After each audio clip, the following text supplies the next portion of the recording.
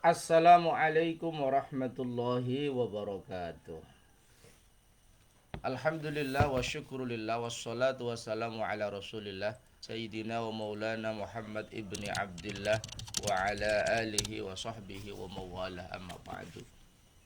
Para pemirsa yang berbahagia, Alhamdulillah di Pusat Studi Fatwa Institut Pesantren Matulul Falah kita kembali bertabarruk ngalaf berkah sama kiai guru kita semua, Asy-Syaikh Kiai Haji Muhammad Ahmad Sal Mahfud, dengan membaca kitab Anwarul Basair ala Ta'liqatil Ashbah wan Nadhair yang membahas tentang al-qawaid al-fiqhiyah atau kaidah-kaidah fikih yang sangat kita butuhkan dalam merespon problematika sosial aktual setiap saat.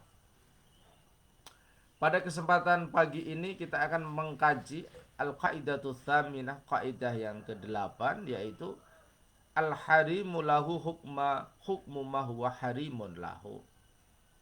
Sesuatu yang mengitari sesuatu itu hukumnya sama dengan sesuatu itu. Kalau kita dekat-dekat kepada sesuatu yang haram, maka kita akan terjerumus ke dalam sesuatu yang haram.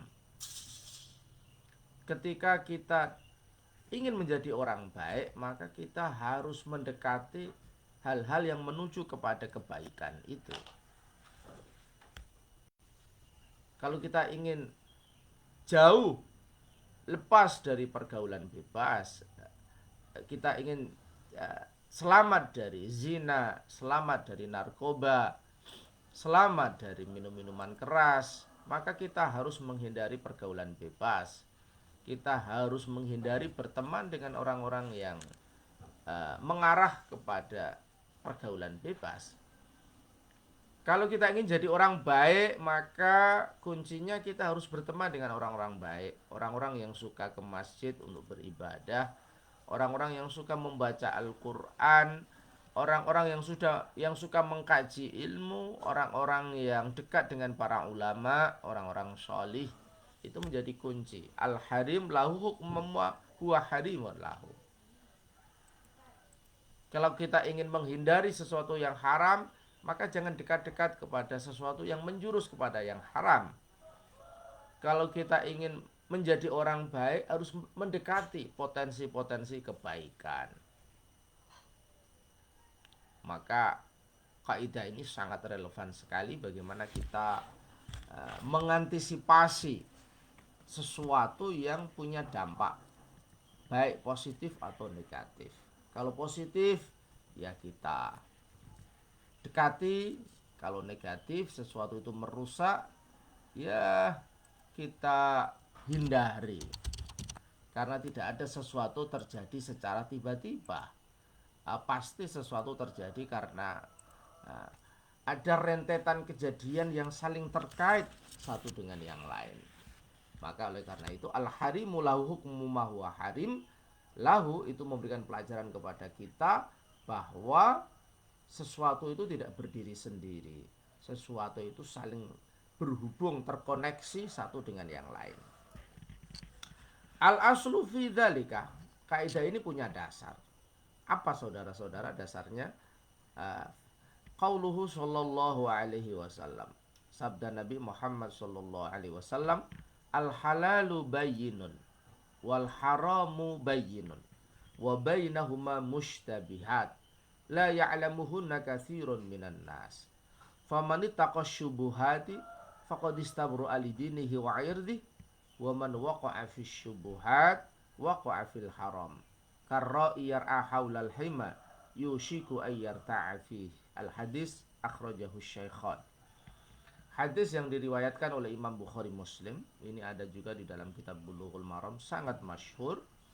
Sesuatu yang halal clear. Sesuatu yang halal clear. Kita boleh makan nasi, kita boleh makan sate, kita boleh minum es, kita boleh minum kopi. Halal. Boleh. Sesuatu yang haram juga clear. Kita tidak boleh makan bangkai, kita tidak boleh makan darah. Hurimat alaikumul maitatu waddamu, kita tidak boleh makan daging babi. Clear, jelas. Kita tidak boleh makan hewan-hewan hewan-hewan hasyarat seperti kelabang, apalagi hewan-hewan yang membahayakan manusia, ular, kemudian buaya. Clear. Tapi wa bainahuma mushtabihat, di antara yang halal dan haram itu ada sesuatu yang samar, sesuatu yang tidak jelas. Ini halal apa haram? Ada potensi kehalalan, ada potensi keharaman, syubhat. La ya'lamuhunna katsirun minan nas. Sesuatu yang samar ini hanya sedikit orang yang tahu. Maka orang yang bertakwa kepada Allah Subhanahu wa taala, dia akan menghindari, dia akan mencegah dirinya masuk kepada sesuatu yang syubhat, sesuatu yang haram, sesuatu yang masih remang-remang, untuk menjaga agamanya dan harga dirinya. Bolehkah kita misalnya masuk di warung misalnya, di mana di warung itu ada sesuatu yang halal dan ada sesuatu yang haram. Di warung itu ada kopi, ada es, teh, ada es susu dan lain-lain. Tapi juga di warung itu menyediakan miras, minum-minuman keras.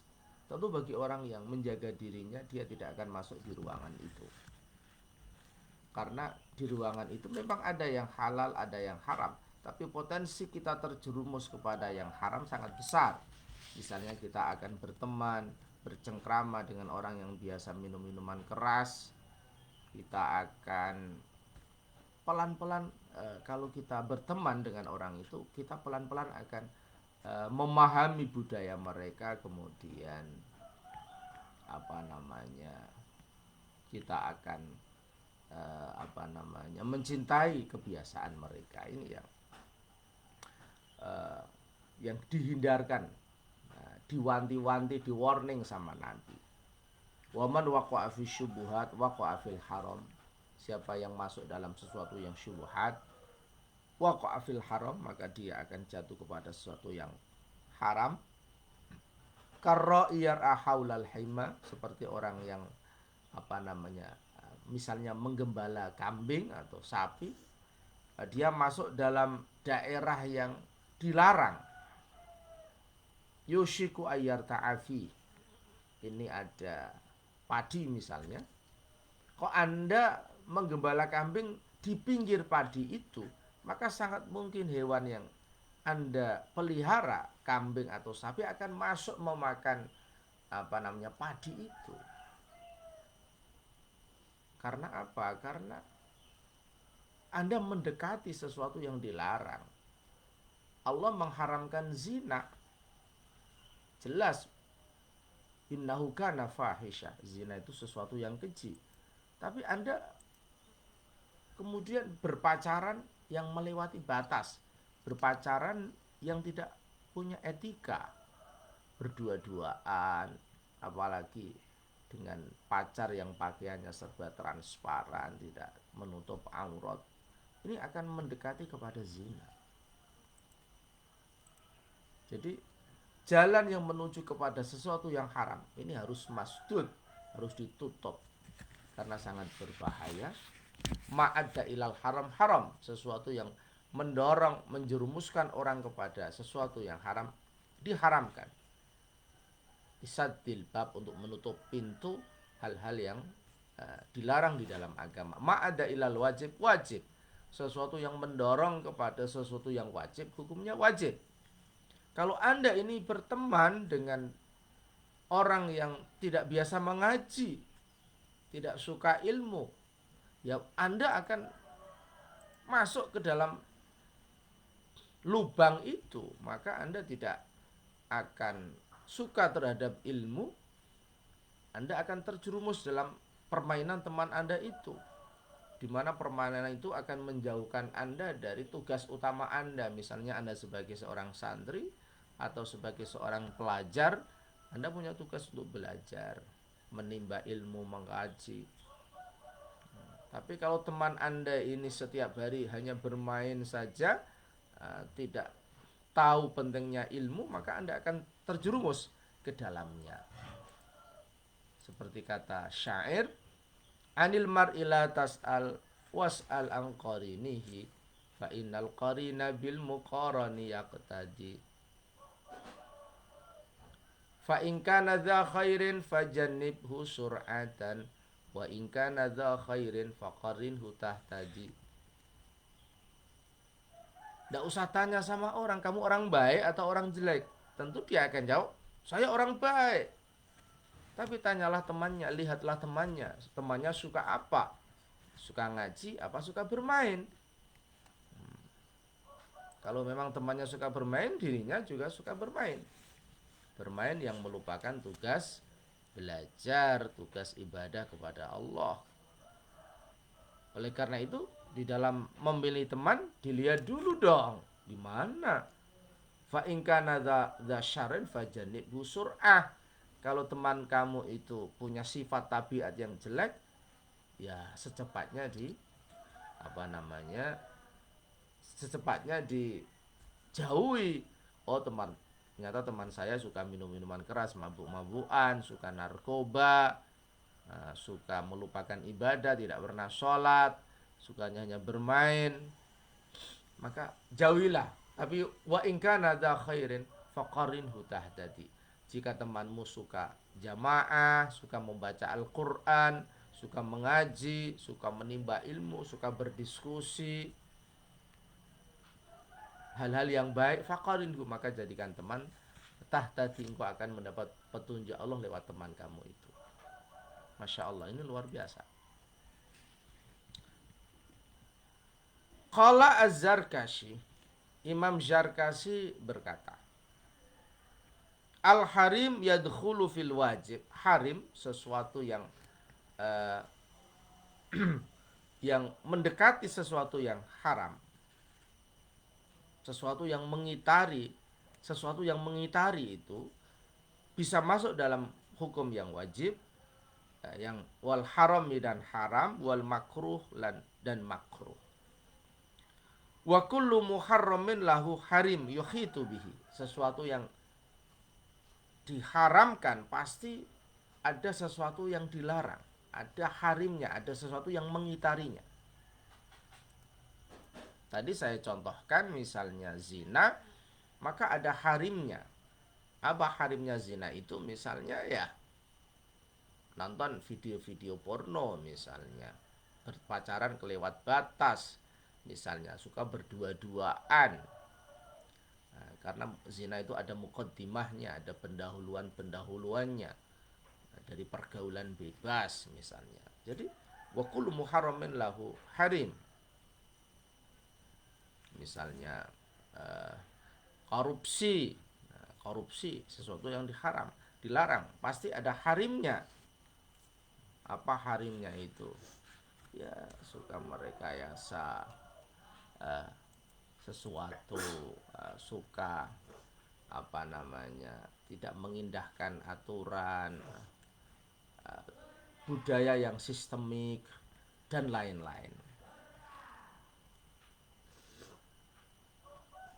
Wal harim huwa al mukhitu bil haram.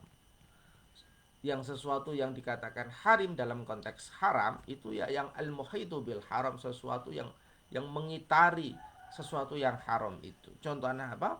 Kal fakhidaini, seperti pupu loro. Fa innahuma harimun lil aurah. Al kubra. Jadi aurat yang kubra itu kelamin manusia itu harimnya ya sekitarnya ini, yang bawah atau yang atas.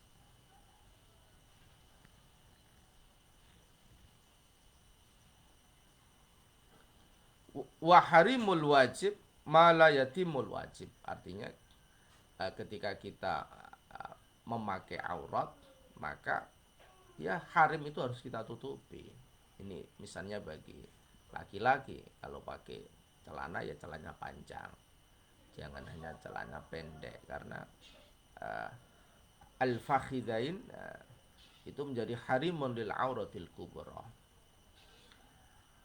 Wa harimul wajib ma la yatimul wajib illa bihi, kata Imam Zarkashi, ulama yang hidup di antara abad 8. Harim sesuatu yang wajib itu ya sesuatu yang kewajiban tidak sempurna kecuali dengan sesuatu itu. Itu namanya al-wajib. Kalau Allah memerintahkan kita sholat, ya harimnya kita harus wudhu, kita harus suci dari najis, kita harus menutup aurat, kita harus menghadap kiblat, kita harus belajar mana rukunnya sholat, mana kesunahan sholat, dan lain-lain. Jadi mala yatimu al wajib illa bihi fawa wajib. Sesuatu yang kewajiban tidak bisa dilaksanakan tanpa sesuatu itu, maka sesuatu itu menjadi wajib. Kita wajib untuk sholat, maka kita harus wudhu, kita harus rajin nyuci pakaian, kita harus rajin ngepel supaya tempat sholat kita bersih. Nah, ini contohnya.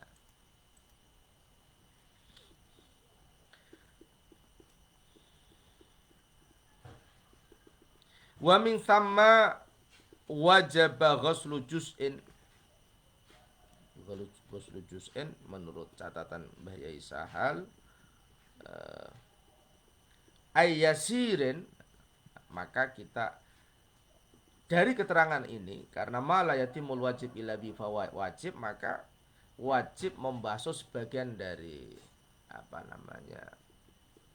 ar-raqabah war-ra'si, sebagian dari kepala kita ini dan gulu kita ini, ma'al wajhi, beserta wajah. Jadi dalam wudhu kita wajib membasuh wajah ini supaya wajah kita sempurna, maka sebagian dari kepala kita ini dan ini ar-raqabah kita ini, gulu kita ini harus kena air.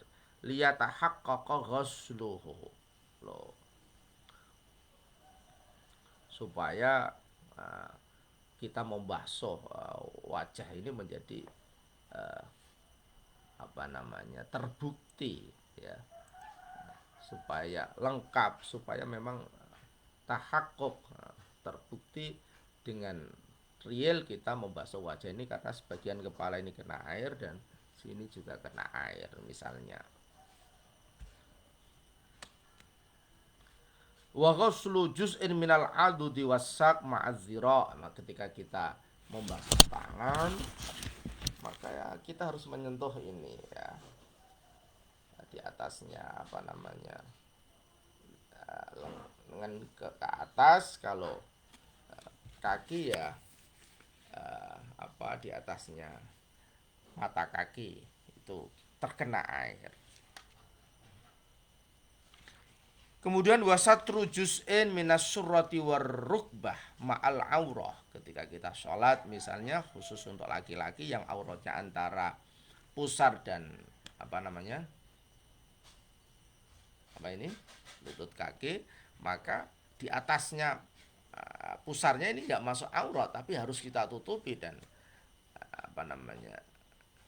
mata kaki atau dengkul kita ini harus kita tutupi, karena itu tanpa menutupi kedua ini, as-surrah wa rukbah ini, aurat kita tidak bisa tertutupi. Wa juz'un minal wajhi ma'ar ra'si lil mar'ah. Sebagian perempuan itu auratnya di dalam sholat semua tubuhnya kecuali wajah dan kedua telapak tangan. Maka dalam konteks wajah kita bisa menutupi ketika sebagian dari wajah perempuan ini juga ditutupi. Wa yahrumu al-istimta' bima baina surah warubah ma'al aurah fil hairdi li hurmatil farji. ketika istri sedang haid, maka bagi suami tidak boleh bersenggama dengan istrinya. Oleh karena itu diharamkan bersenang-senang antara pusar dan ini dengkul ini, karena akan menjurus atau mendorong melakukan sesuatu yang dilarang di dalam Islam, yaitu al-wat'u, bersetubuh. Dhabitu kulli muharramin faharimuhu haramun. Maka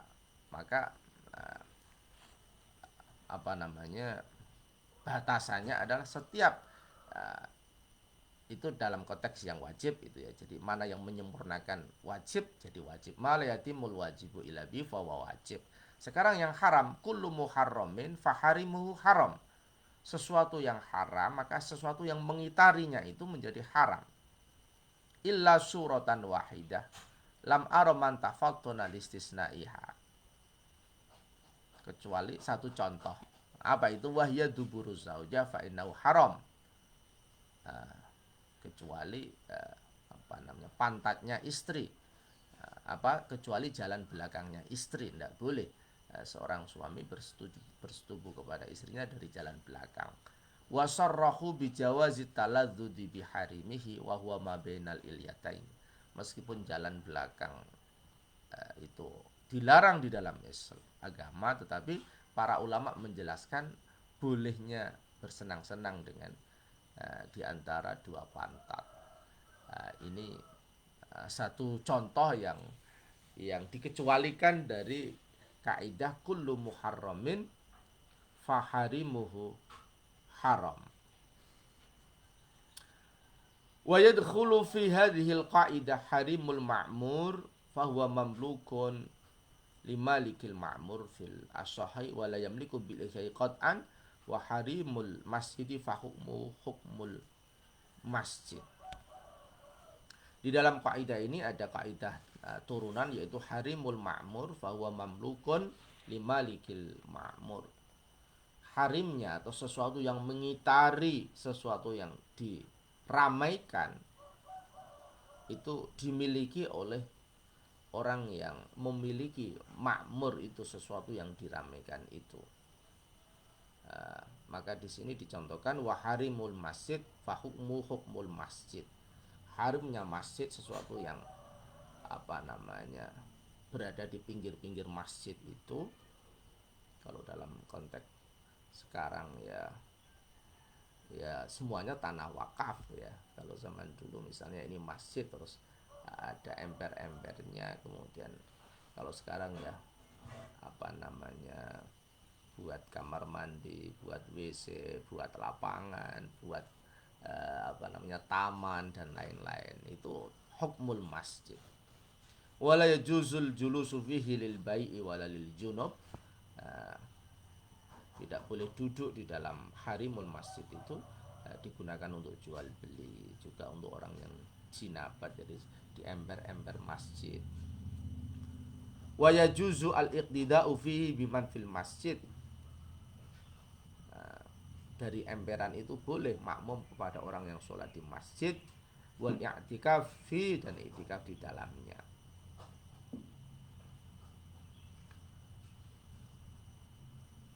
Para pemirsa yang berbahagia, demikian kajian kita pagi ini.